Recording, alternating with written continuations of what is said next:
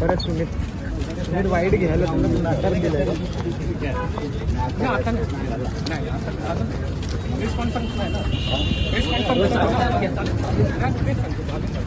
बोलू ना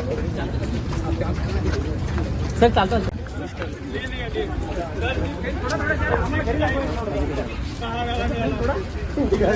आम्हाला घरी दाखवायचं, तुम्ही लोक घ्या तेवढे, नंतर आम्हाला घरी दाखवायचं.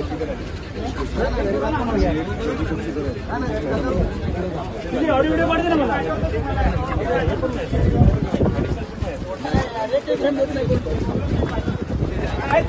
व्हिडिओ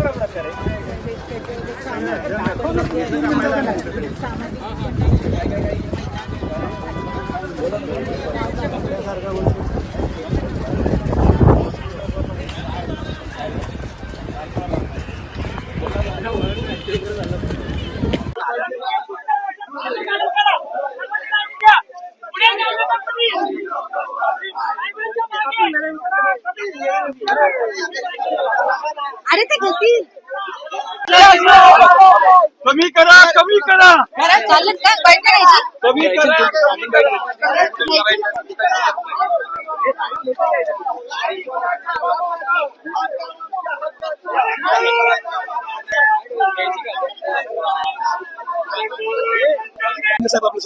काय नक्की हा उद्रेक काय?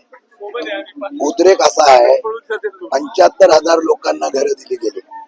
त्या 75,000 लोकांना घरं दिले, त्यांना दर आवाजवी लावलेला आहे, मार्केट लावलेला आहे. तो कमी करावा ही आमची मागणी आहे. सिडकोने गरिबांसाठी घरं देण्याऐवजी मार्केटसाठी घरं काढली असतील तर त्याला आमचा विरोध आहे. एक दुसरा विरोध असा आहे की आम्हाला बऱ्याच लोकांना नोटीस आलेल्या आहे. आम्ही बारक्या खोलीमध्ये राहत होतो, जरा वाढवलेली आहे, नियमित करावी एवढीच आमची मागणी आहे. या आंदोलनामध्ये जर तुमच्या मागण्या तुम्हाला आश्वासन दिलं जाईल, यापुढे आंदोलनामधून दिलेल्या आश्वासनाची पूर्तता झाली नाही तर तुमचा रोग या आधी पण होता, अगोदरही पुढे असेल आहे. हा रोग जो आहे हा थांबणार आहे आश्वासनाची पूर्तता केल्याशिवाय. राष्ट्रवादी लढाई सुरू केली की थांबत नसतो.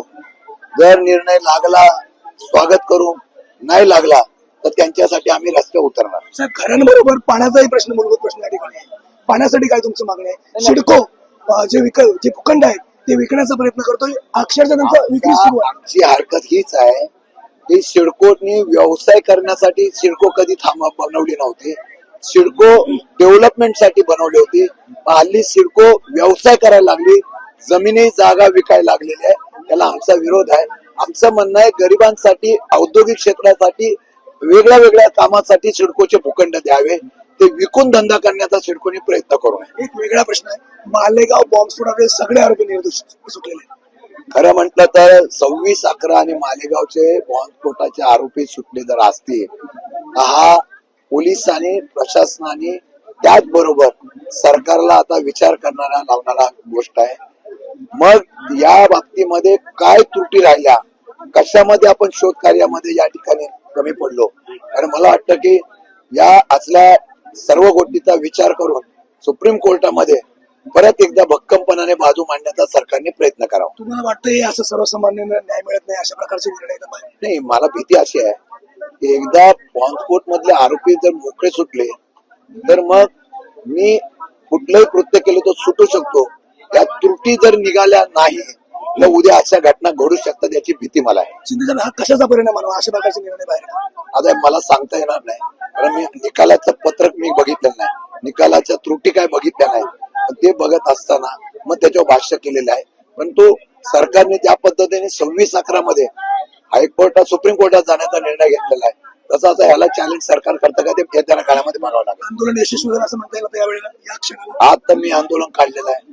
पक्ष संपला म्हणून सांगितलं होतं, अध्यक्षांच्या नेतृत्वाखाली मोर्चा निघाला, लोकांनी प्रतिसाद दिलेला आहे. लोक आहेत ज्यांचा अन्याय होतो, यापुढे राष्ट्रवादी ज्या ज्या प्रश्न अन्याय होईल त्या त्यावेळेला आवाज उठवणार आहे. एक शेवटचा प्रश्न आहे. आताच मी एका आंदोलकांची भेट घेऊन आलेलो आहे. पनवेलमध्ये वाई, सातारा या ठिकाणून जवळपास 200 ते 250 किलोमीटरचा पायपीट करून लोक आलेले आहेत आणि त्यांची मुख्य मागणी आहे की क्रशर जे खाण ते बंद करावेत. ते प्रचंड त्रासलेले आहेत. असं आहे की त्या बाबतीमध्ये मी स्वतः त्यांच्याशी बोललो होतो.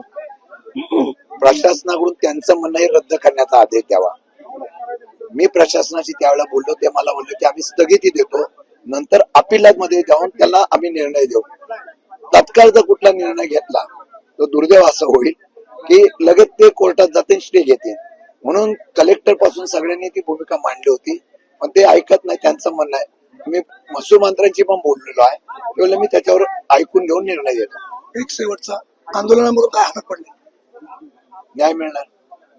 प्रमोद पाटील, महाराष्ट्र टाइम्स, नवी मुंबई.